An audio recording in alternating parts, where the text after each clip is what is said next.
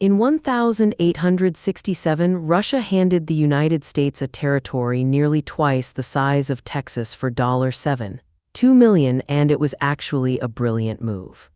The standard story is simple. Russia was broke, needed cash, and sold Alaska cheap to avoid losing it to Britain in a war they'd lose anyway.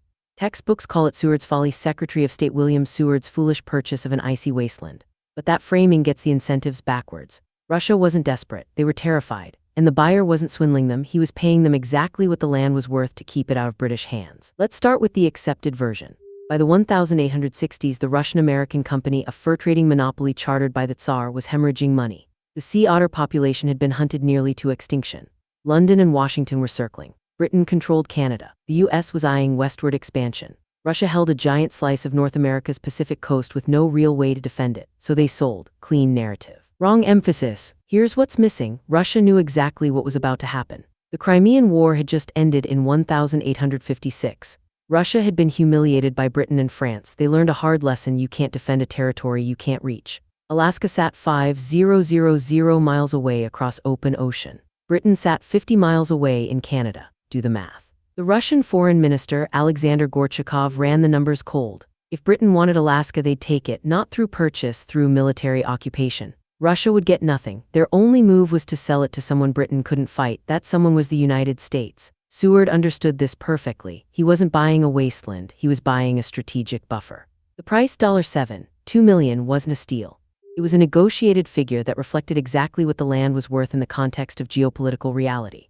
That's roughly $140 million in modern dollars. For a territory with zero infrastructure, no immediate economic value, and a population of maybe 30,000 scattered across an impossibly remote frontier. Russia wanted enough to make it look like they'd been compensated. The U.S. wanted it cheap enough to sell the deal domestically.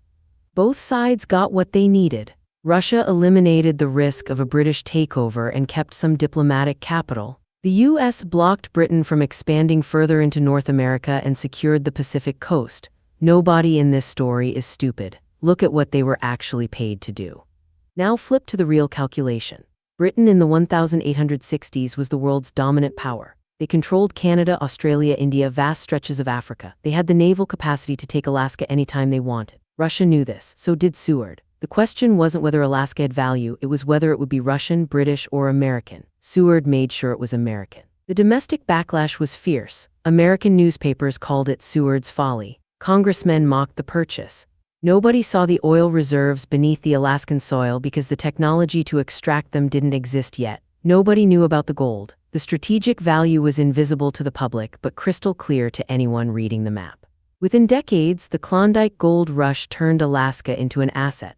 By the 20th century, its strategic position became invaluable during 2 world wars and the Cold War. The U.S. built military bases, controlled the North Pacific, prevented any hostile power from establishing a foothold on the continent's northern flank.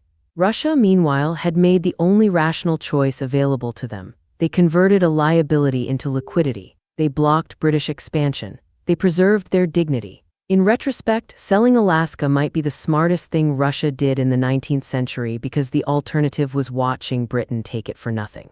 This is how geopolitics actually works. It's not about greed or foolishness, it's about constraints. Russia was constrained by distance and military weakness. They sold to eliminate an existential risk. The U.S. was constrained by the need to prevent British dominance on the continent. They bought to solve a strategic problem. Both sides optimized within the world as it was, not as they wished it to be. The lesson isn't that Seward was a genius or Russia was weak. It's that when 2 rational actors negotiate, the price reflects the true value of what's being exchanged, not in isolation but in context. Alaska was worth $7.2 million because that's what it cost to keep it out of British hands. Without that geopolitical reality, it would have been worth far less or nothing at all. Every major territorial transaction in history follows this pattern. You're not buying land, you're buying the absence of risk. You're paying to prevent a worse outcome. The moment you understand that, deals that look foolish suddenly look inevitable. This video is for educational and informational purposes only and is not financial advice. Always do your own research. Subscribe for more geoeconomic breakdowns that explain why nations do what they do. Subscribe. Each week we decode the hidden incentives behind the deals that shaped global power. This video is for educational and informational purposes only and is not financial advice. Always do your own research.